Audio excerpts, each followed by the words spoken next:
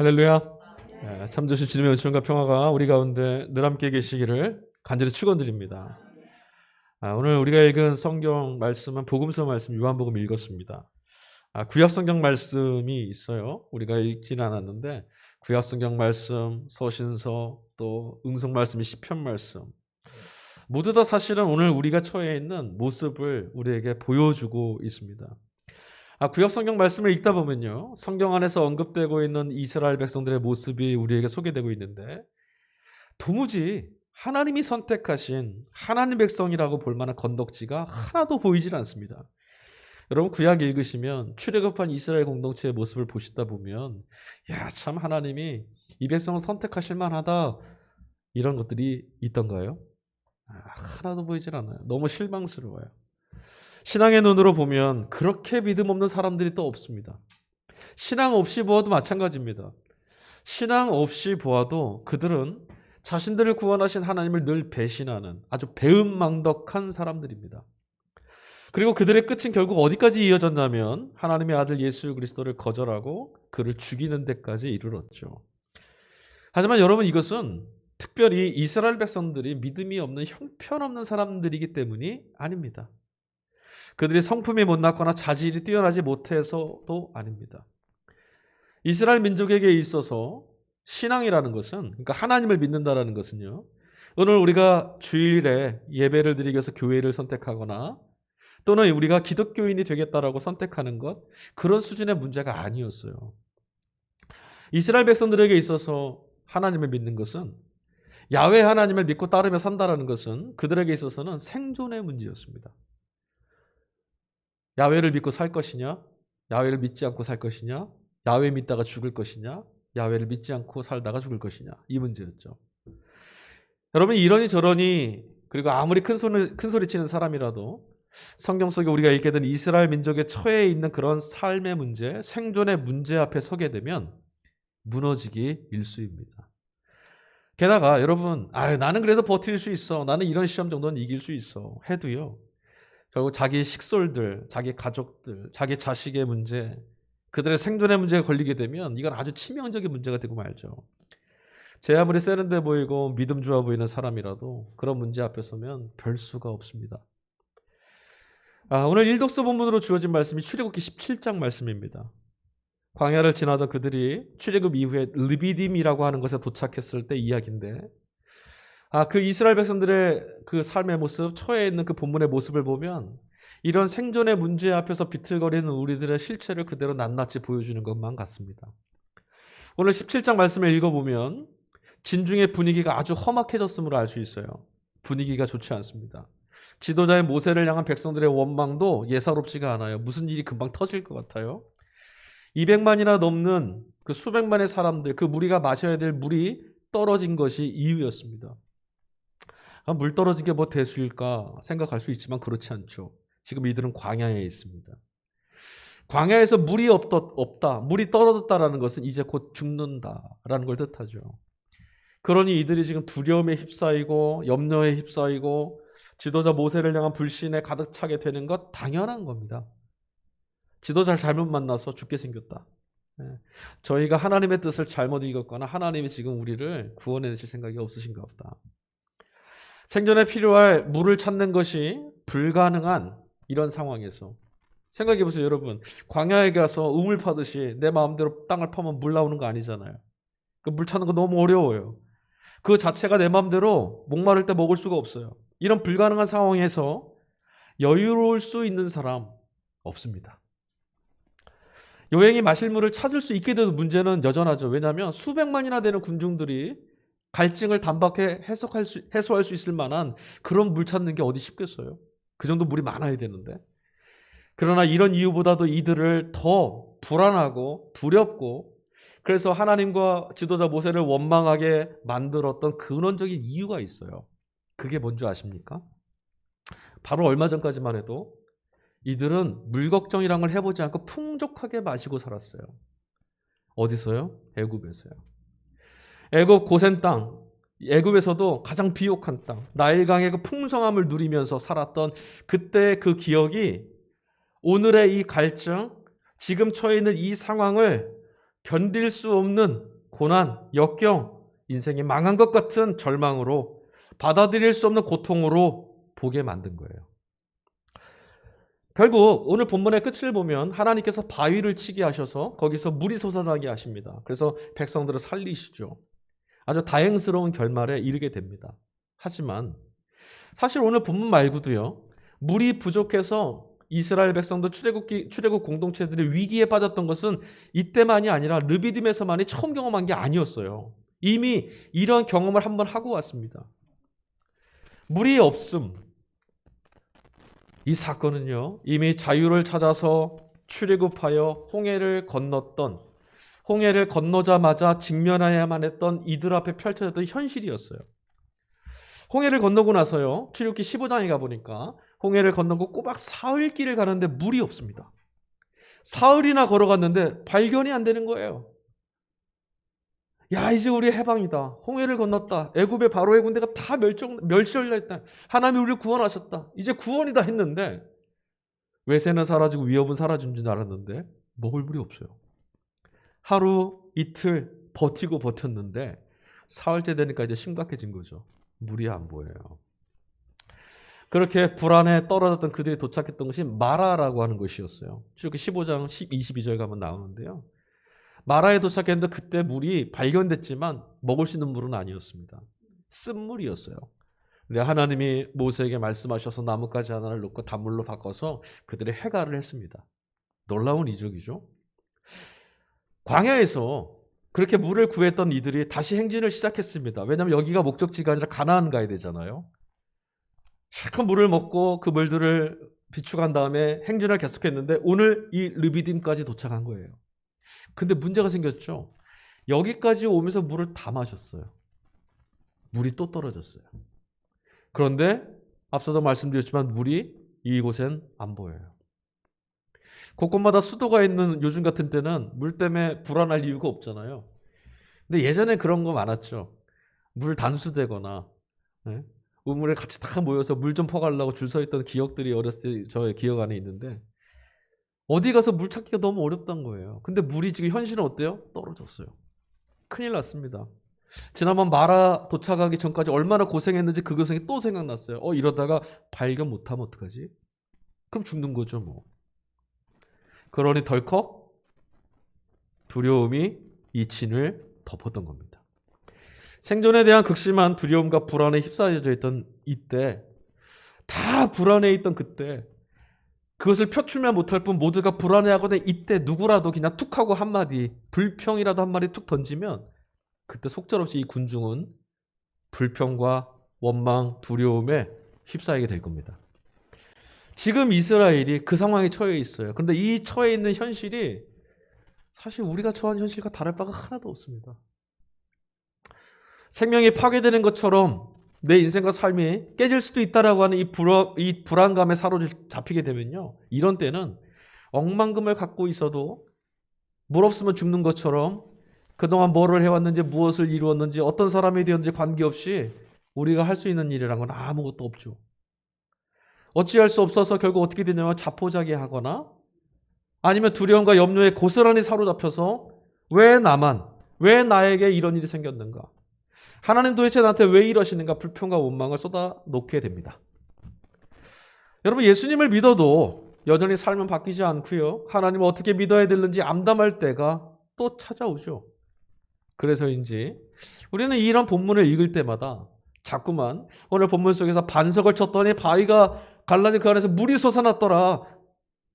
이런 놀랍고 신비로운 사건만 자꾸 뇌리에 새겨져서 내 인생과 삶에도 어떻게든 하나님을 경험하고 하나님께 인정받아서 내 삶에도 이런 놀라운 기적이 좀 나타났으면, 내 삶도 우리의 가정도 내게 둘러싸인 문제들도 이런 놀라운 기적을 통해서 해결됐으면 하는 간절함과 어떻게 해서든 하나님이 그런 일을 나에게 좀 베풀어 주시기에 합당할 만큼의 내가 되기 위해서 우리는 또 열심히 하나님 앞에 신앙에 최선을 다하려고 그 조급함에 달려가곤 합니다. 그런데 여러분, 오늘 본문의 핵심이 무엇인지 여러분 좀 가늠해 보실 수 있겠어요? 오늘 이 르비딤에서 바위를 쳐서 물이 나왔다. 이 진중이 물을 마실 수 있게 됐다. 이 본문의 말씀 속의 핵심은 뭡니까? 어떤 걸까요? 여러분, 생존의 문제 앞에서는 앞서 말씀드렸지만 우리 모두는 속절없이 그냥 비틀거리고 흔들리는 존재입니다. 오늘 그냥 괜찮으니까 괜찮은 것처럼 서 있을 뿐입니다. 이런 상황에 떨어지면 다 불안합니다. 다 무섭습니다. 물이 없어 죽을 수밖에 없었던 이런 광야에 바위가 터지는 기적이 없어도 그곳에서 우리를 살려내시는 분은 하나님 뿐이시다라고 하는 것이 이 본문의 메시지의 핵심이에요. 내 바위는 언제 터질까?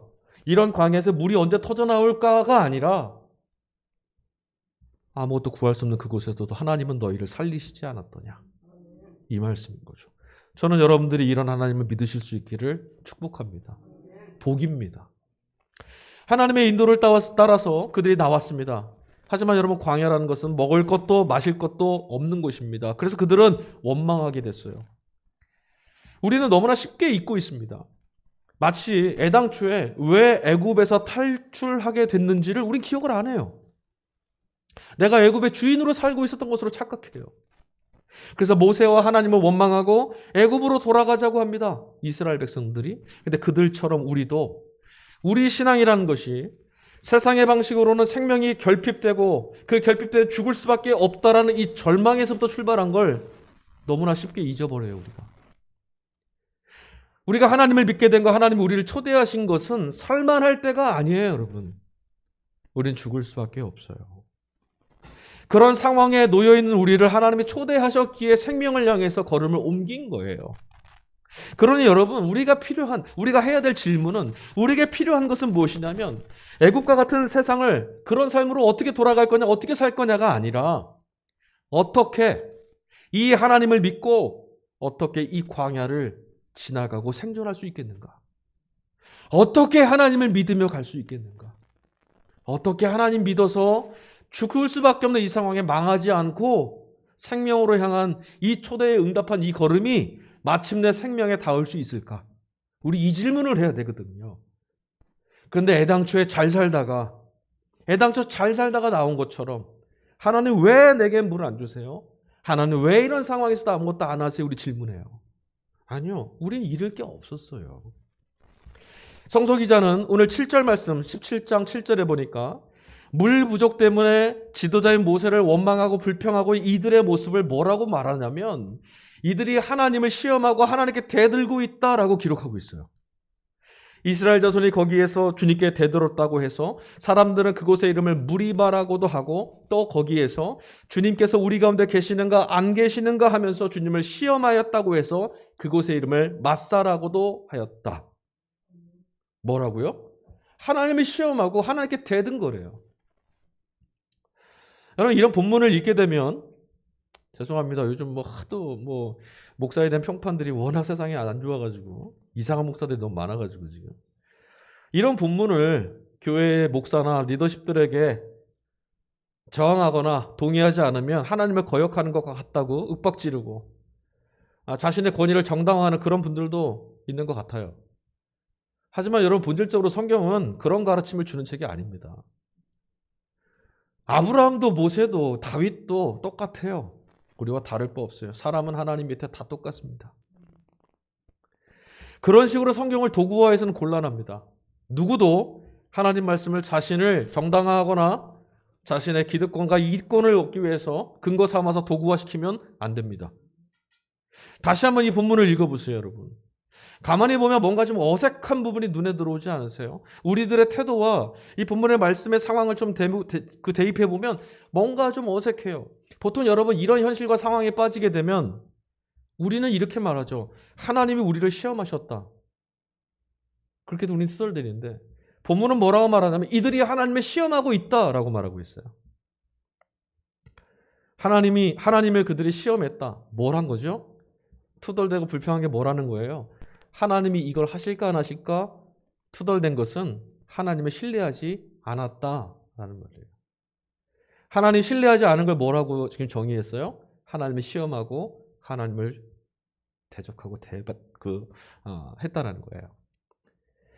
여러분, 신뢰하지 못하니까 조급해져요. 기다릴 수 없죠. 그러니 왜 지금 없냐고, 왜 지금 안 하냐고 이 말만 나오게 되고요. 그래서 원망하게 되는 거예요. 아마도 이런 이야기를 들으면 여러분 우리 안에는 이런 생각이 먼저 일어날 거예요. 나는 결코 그러지 않을 거야. 이스라엘 백성들은 그 정도밖에 못했지만 나는 하나님 결코 하나님 원망하거나 내 상황 때문에 하나님을 불평하거나 대들거나 감히 내가 어떻게 하나님을 시험해. 우리 이렇게 큰 소리 칠지도 모르겠습니다. 하지만 분명한 것은요. 물이 떨어지는 광야에 우리가 내동댕이 쳐지게 되면 우리라도 그 누구라도 하나님을 믿지 못하는 그런 상황에 떨어질 수 있다는 거예요. 이런 순간에 이르게 되면 우리 본성이 어떻게 작동하느냐? 나 자신을 제외하고는 하나님뿐만 아니라 그 무엇도 믿지 않습니다. 우리가 그래요. 안 믿어요. 그 증거가 뭐냐고요? 끊임없이 의심합니다. 끊임없이 불안하고 끊임없이 불신하고 끊임없이 염려하고 끊임없이 걱정합니다. 하나님이 여기 계시면 하나님을 믿는다면 걱정이 멈춰져야 되는 것이 정상이거든요. 우리가 예수를 믿고 하나님을 경험한다라는 것은 이런 염려와 근심의 힘으로부터 벗어나는 건데 근데 우리 끊임없이 걱정 염려한다는 것은 하나님을 의심하는 거죠. 잘못될지도 모른다라는 생각, 나의 내일은 엉망이 되고 그르쳐질 것이라는 불안감, 내가 계획하고 내가 꿈꾸고 하나님 앞에 기도하고 바라봤던 모든 것들이 다 뒤틀릴지도 모른다고 하는 이런 내 생각, 내 판단, 이것만 집중하고 이 소리만 들어요. 염려와 근심은요, 내 소리를 듣는 거예요. 이런 상황에서 벗어날 수 없을 만큼 여러분 우리들의 자아라는 것은요, 굉장히 강하고 단단합니다. 이런 때는 세상 없는 약속의 말씀을 들어도 와닿지가 않아요. 말씀을 읽고 여러분 성경이 두려워하지 말아라 내가 너와 함께함이라 하시는데 분명히 아멘 하면서 책장을 덮었는데도 불구하고 걱정돼서 죽을 것 같잖아요. 그 말씀이 아니라 내 생각, 나 죽을지도 몰라 이것밖에 안 들려요. 오죽하면 여러분 우리의 자아가 얼마나 단단하면 천둥처럼 말씀하시는 태산 같은 하나님 말씀을 듣는데도 들리지 않느냐는 거죠. 왜 우리 마음이 이게 그렇지 하나님이 말씀하셨으니 끝 이게 안 되냐는 거예요. 우리 자아가 그만큼 단단해요. 우리는 또다시 예수님을 배신했던 베드로처럼 왜 물 안 주시냐고, 왜 문제를 해결해 주시지 않냐고, 왜 나만 이렇게 살도록 내버려 두시느냐고 불평하고 주님은 이렇게 하실 수 없나 보다, 그렇게 하시지 않으시려나 보다 시험하려 든다라는 겁니다. 우리가 이렇게 하나님을 믿지 못하고 신뢰하지 못하고 불신에 사로잡히는 이유는 나는 살아야겠다라는 집착에 붙들려 있기 때문이에요. 나 좀 살아야겠다. 돈이 있어야겠다. 명예가 있어야겠다. 성공이 있어야겠다. 조급해지는 이유가 뭐죠? 지금 광야에서 이들이 물이 있어야 한다고요 라고 불평하고 원망했던 이유가 뭐죠? 살려고. 이것 있어야 사는데 왜 안 주세요? 이러면 죽는다고요. 어떻게 해서든 살아야겠다라는 생각, 여기에서 벗어나야겠다라고 하는 이 조급함과 강요에 떨어지게 되는데 문제는 뭐냐면 그런 조급함과 강요에 떨어질수록 하나님과의 관계가 멀어질 수밖에 없다라는 거예요. 더 안 들려요. 문제를 들고 우리가 기도의 자리에 나가죠. 문제를 해결하기 위해서 예배의 자리를 찾기도 합니다. 1년 12달 교회를 떠났다가 시련에 찾아올 때 주님 앞에 나오시는 분들도 있습니다. 연약한 우리의 삶이죠. 여전히 마음 깊은 곳에는 목마름에서 벗어나지 못하는 자기 자신만 그곳에 있어요. 불안하다, 죽을 것 같다라고 하는 내 자신의 울부짖음 때문에 뭐가 안 들리는 거냐면 하나님 말씀이 점점 그리고 더욱 들리지 않게 돼요. 내 소리와 내 고함 소리와 내 울부짖음이 커지면 커질수록 하나님 말씀은 더 안 들려요. 안타깝게도 하나님의 구원을 의심했기에 어떻게든 살아내려고 하는 우리들의 수고는 여러분 죽는 날까지 계속될지도 모릅니다. 제가 너무 극단적으로 말씀드렸나요? 여러분 우리는 있는 그대로를 직시해야 됩니다. 여기서 그럼 끝이냐? 아니요, 그렇지 않죠. 우리는 다 죽습니다. 나는 또 그럴 겁니다. 그러나 하나님이 계십니다. 여러분 어쩌면 제가 이렇게 설교 말씀을 드릴 때 야, 그러면 당장에 물 떨어져 죽게 생겼는데도, 그럼 당신은 그런 상황에서도 하나님 원망하지 않고 아무런 걱정 없이 마음 편하게 두 발 뻗고 그렇게 있을 수 있어? 아마 이렇게 묻고 싶으실지 모르겠어요. 현실이라는 게, 살아간다라는 문제가 이렇게 만만한 게 아니다고 이렇게 핀잔 주고 싶으실지도 모르겠습니다.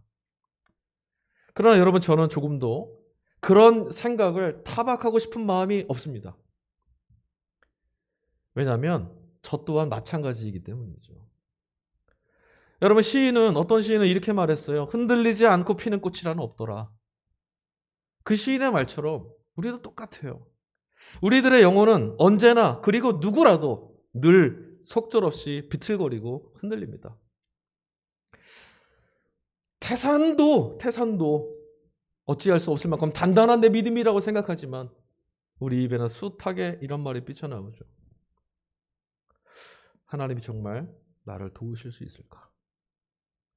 그게 불안이고 염려고 불평이에요. 원망이고.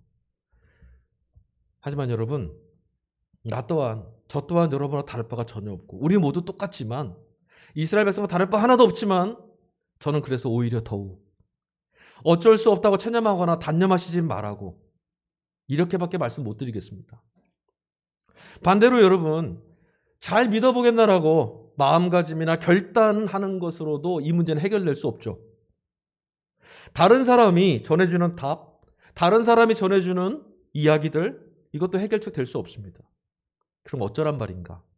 오직 내가 질문하고 내가 들은 답만이, 내가 질문하고 내가 만난 하나님만이, 내 영혼에 위로 주시는 하나님의 약속을 내가 들었을 때만이 여러분, 광야를 살아낼 수 있는 능력이 될 수 있어요. 저 사람은 이랬대더라, 저 사람은 그렇게 됐더라, 나에게는 하나도 능력 안 됩니다. 우리 자아는 그 말씀 안 들어요. 여전히 하나님 시험하거든요. 그래서 내 영혼의 문을 두드리시고 그 문을 열고 찾아온 말씀을 듣는 사건이 있어야만 하는 거죠. 그러려면 어떻게 해야 하나님의 시험 아래 드는 이런 삶의 방식에서 벗어날 수 있을 것인지, 여러분, 근원적인 이 질문을 끝까지 밀고 나가셔야 돼요.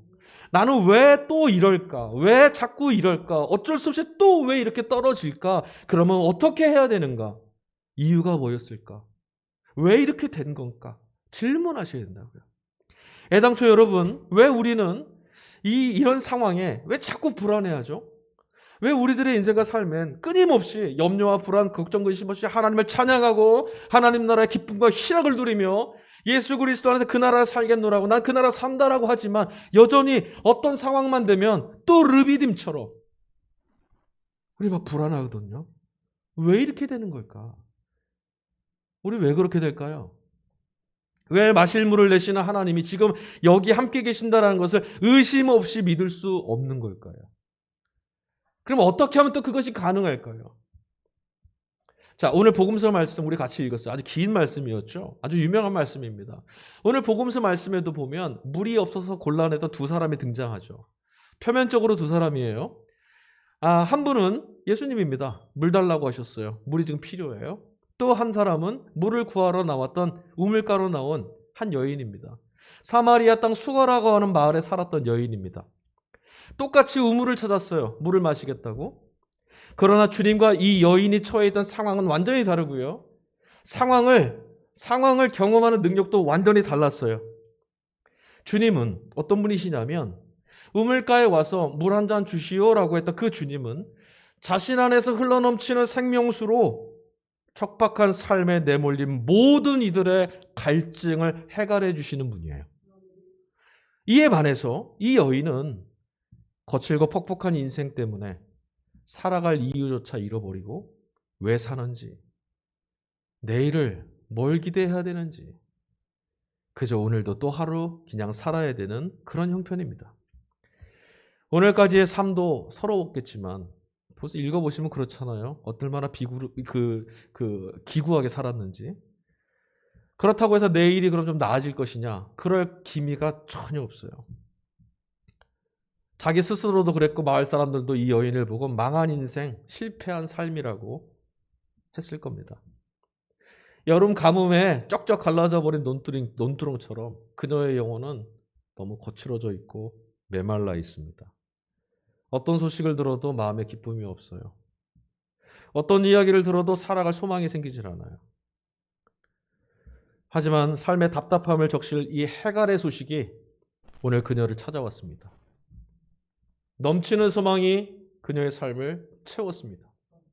오늘 말씀 끝에 가보니 이 여인은 마을을 향해서 달려가서 사람들에게 기쁨의 소식이 있다라고 외치기 시작했어요. 이 말은 내가 기쁨의 소식을 접했습니다라는 말이잖아요. 나는 기쁩니다. 이 여인이 여러분 새로운 결단을 하거나 이제부터 조금 똑바로 한번 살아봐야겠다, 그렇게 새로운 삶을 시작했던 거 아니잖아요. 무엇이 이 여인의 삶을 바꿨죠? 여러분 사실 예수와 만난 사람이라면, 예수님과 만난다면 누구라도 이렇게 변화되는 겁니다. 그게 정상입니다. 삭개오도 그러지 않았습니까? 귀신 들렸던 여인 마리아도 그러지 않았습니까? 다음 주 말씀이기도 하지만 나면서부터 걷지 못했던 그 한 남자도 그러지 않았습니까? 주님 안에서는 그 누구의 삶이라도, 그 어떤 허물라도 채우고도 남을 생명의 충만함이 있습니다. 예수를 만난 이후에 이 여인이 변화됐다는 것은 오늘 말씀 속에서 그녀가 예수님을 향해서 부르는 호칭만 봐도 알 수 있어요. 구절을 보니까 이 여인이 예수님께 처음 뭐라고 말하냐면 선생님 하고 불러요. 유대 사람인 당신이 이렇게 말하거든요. 근데 19절로 가니까 뭐라 말하냐면 당신은, 선생님은 예언자십니다. 예언자가 됐어요? 대단한 사람이라는 거죠. 자신의 속사움을 다 아니까. 31절을 갔더니 라삐님, 라삐라는 것은 말씀을 정통해서 말씀을 가르쳐주는 선생인 거예요. 그랬는데 거기서 끝나지 않았어요. 29절 가보니까 그녀가 이렇게 말해요. 그리스도. 당신 앞에 서 있는 이분이 어떤 분이신지를 깨달아 알게 됐다는 거죠. 그분이 어떤 분이신지를 알면 알수록 이 여인의 삶을 바라보는 시선이 열리기 시작했어요. 소망 없던 삶에 생수가 충만하게 흘러 들어오고 있다는 것을 보게 됐어요. 그녀가 그렇다고 해서 처음부터 예수님이 그리스도이신 걸 안 건 아니었죠. 요한복음 오늘 4장 10절 말씀 보니까 예수님이 이렇게 말씀하세요. 네가 하나님의 선물을 알고 또 너에게 물을 달라는 사람이 누구인지를 알았더라면 도리어 네가 그에게 청했을 것이고 그는 너에게 생수를 주었을 것인데, 이 말을 하시니까 여인이 뭐라 그랬냐면, 아니 그러면 선생님이 야곱보다 더 뛰어난 분이에요? 선생님은 두레박도 없는데 무슨 물을 준다고 하는 거예요? 라고 따져 물어요. 말도 안 되는 소리를 하고 있다는 소리죠.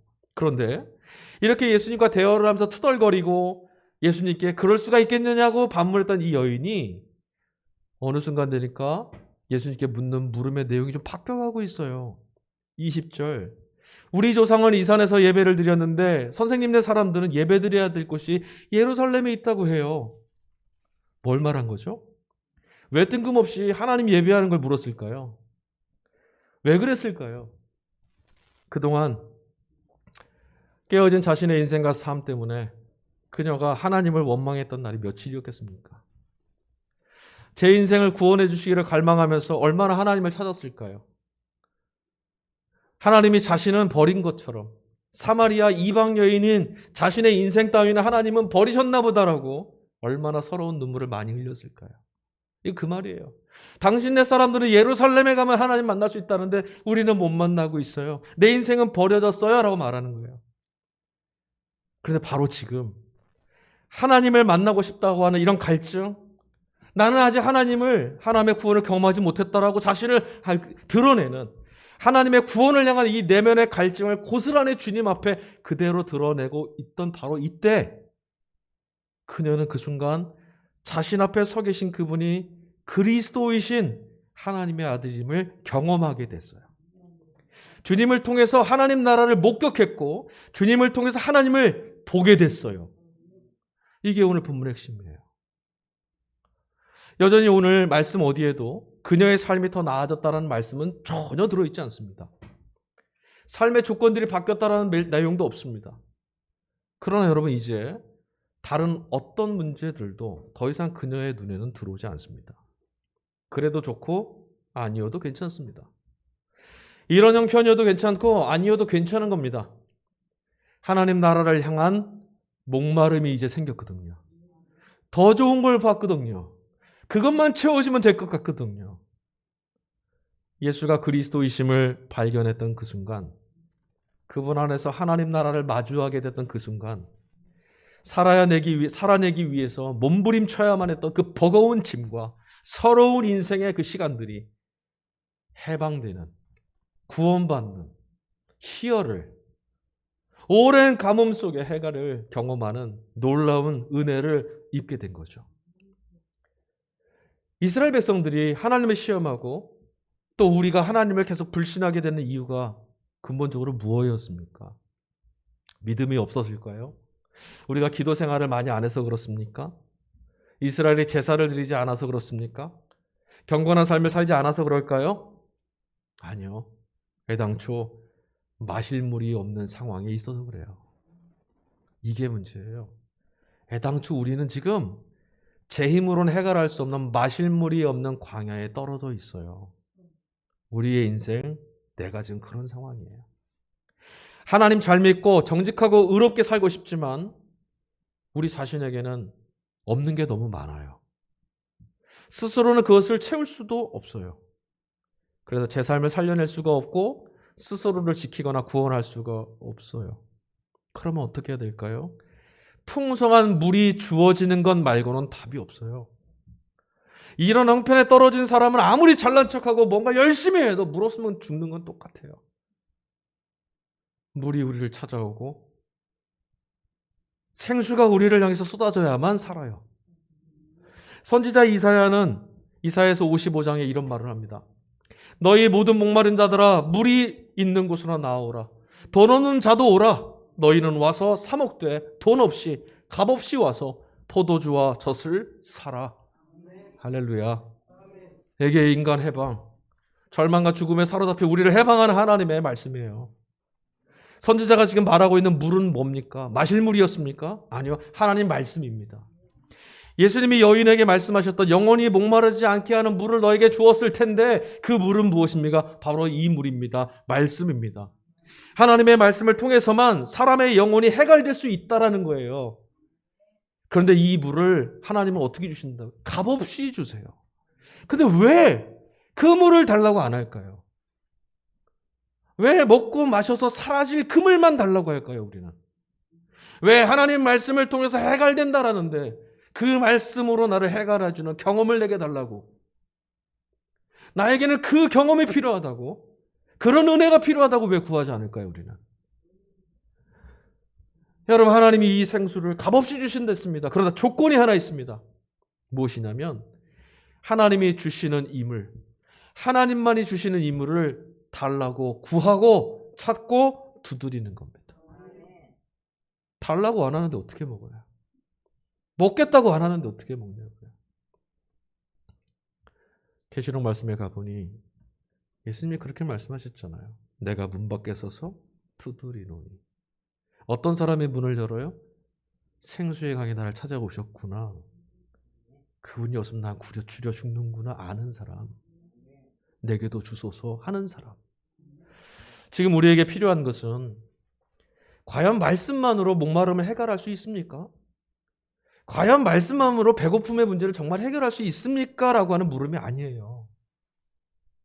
앞서 말씀드렸다시피 우리 잘 살다가 여기에 온 게 아니라 애당초에 죽여있고 애당초에 해결할 수 없는 이들이에요. 그러니 이 물음이 아니라 말씀이신 예수 그리스도를 통해서 생명의 물을 맛볼 수 있는 것은 무엇입니까? 그런 경험이 더 깊어지기 위해서 하나님께 주님께 날마다 더 나아가는 것, 이것밖에 없어요. 왜 이게 없냐고 어떻게 하냐고가 아니라 이것밖에 답이 없다니까요. 하나님의 말씀에 잇대어서 부활의 생명이 되시는 주님을 본받으며 살아가는 거예요. 여러분, 분명한 것이 있습니다. 제가 오늘 이 말씀을 결론으로 확증하여 말씀드리겠습니다. 약속드릴게요.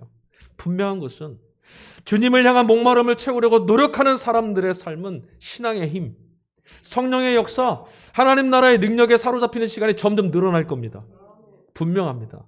그러나 반대로 그렇지 못한 이들에게는 제 아무리 그럴듯해 보여도 아무리 많은 걸 쌓으려도 불신앙의 늪이 점점 깊어져 갈 거예요. 하나님이 안 보여요. 그래서 결국 하나님을 의심하고 불안해하고 자기 연민에 떨어지게 됩니다. 여러분 질문해 보십시오. 과연 나는 어느 길을 향해서 가고 있습니까? 주님은 오늘도 우리를 부르고 계십니다. 목마른 자들아 와서 마셔라. 값없이 사서 마셔라. 우리 시간에 함께 찬양하도록 하겠습니다. 제가 지난주 중에 집에서 그런 얘기를 했어요. 운동을 하면 몸이 건강해지는 거 다 아는데 밥을 먹으면 배부를 거 우리 다 아는데 염려하면 불안해하면 자꾸만 피폐해지는 거 우리 알고 있는데 하나님께 나아가면 위로받는 거 아는데 말씀을 읽고 기도하면 하나님 위로해 주신다는 것 알고 있는데 왜 안 할까? 우리가 목마르다는 걸 모른다는 거예요. 사랑하는 성도 여러분, 목말라 하는 이들은 찾을 수밖에 없어요. 하나님께 목마른 이들이라면 하나님을 찾을 수밖에 없어요. 다른 것으로 이 목마름을 해결할 수 없는 사람만 하나님을 찾아요. 내가 하나님을 찾지 않는다는 것은 믿음이 없어서가 아니라 다른 것으로 채울 수 있다는 착각에 빠져 있어서 우리들의 신앙을 다시 어디서 점검해 봐야 돼요. 나는 과연 목마른가? 참으로 생명에 목말라 있는가? 오늘 이 질문을 안고 이 찬양 같이 불렀으면 좋겠어요. 예수님 앞에 나는 목말라 있어요. 하나님 없어 목마릅니다라고 외쳤던 이 여인이 하나님 나라의 풍성함을 경험했던 것처럼 우리도 이렇게 고백합시다. 주님, 내가 목마릅니다.